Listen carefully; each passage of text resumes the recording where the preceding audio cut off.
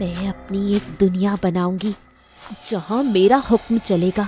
जिन जिन लोगों ने मेरे साथ बुरा किया है उन सब के साथ मैं भी वही करूंगी।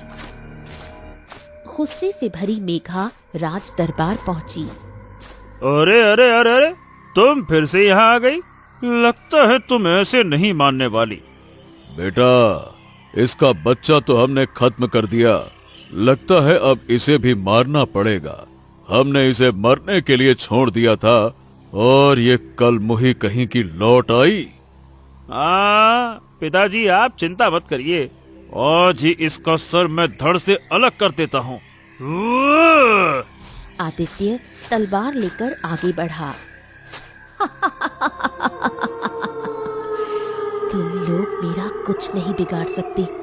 तुम लोगों के पास जितनी ताकत है उससे कहीं ज्यादा ताकत मेरे पास है। तुम्हें अपने राज्य और अपने ओहदे का बहुत घमंड है ना? अब तुम सब मेरे गुलाम बनोगे। मैं तुम्हारी बर्बादी बनकर आई हूँ। मैं तुम्हें ऐसे कैद करूंगी कि तुम सांस भी ठीक से नहीं ले पाओगे। मेघा मंत्र पढ़ती है।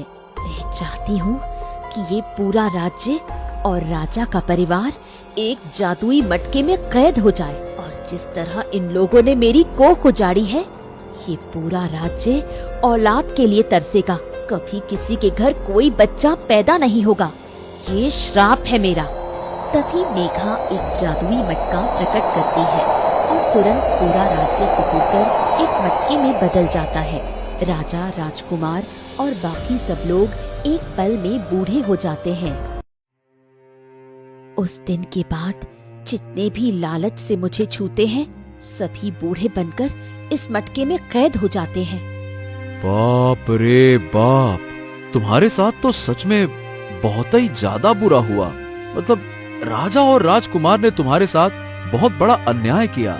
लेकिन ये बताओ, इसकी सजा तुम पूरे गांव वालों को क्यों दे रही हो? उनकी क्या गलती है?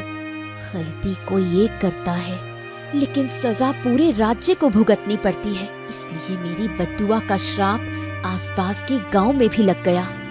क्या बात कर रही हो तुम? देखो, ऐसा अन्याय मत करो। गांव वाले बेचारे तड़प रहे हैं, रो रहे हैं। 8 साल से किसी के घर एक भी बच्चा पैदा नहीं हुआ और तुमने इतने सारे निर्दोष गांव वालों को यहाँ कैद करके रखा हुआ है। उन सब का परिवार है जो बाहर रो रहे हैं। कुछ तो रहम करो।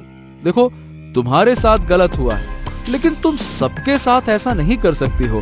ये तो देखो गलत बात है। तुम इतना कर रहे हो, तुम्हें इससे क्या फायदा है? फायदा? मेरा कोई फायदा नहीं है। मैं बस चाहता हूँ सबको न्याय मिले और सब अपनी जिंदगी में खुश रहें। तुम दिल से बहुत अच्छे हो, इसलिए सबको मुक्त करना चाहते हो, लेकिन इसे मुक्त करने के लिए तुम्हें अपनी जान तक देनी पड़ सकती है। सोच लो, तभी ये जादू टूटेगा। तांत्रिक ने मुझे जादू देते वक्त कहा था कि कोई सच्चे दिल से मुझे इस जादू से आजाद करना चाहेगा, तभी ये जादू टूटेगा। और सच कहूँ तो मैं भी थक गई हूँ बदला लेकर। इतने लोगों को कैद करके मैं भी इस जिंदगी से आजाद होना चाहती हूँ। तो बताओ, मुझे क्या करना होगा?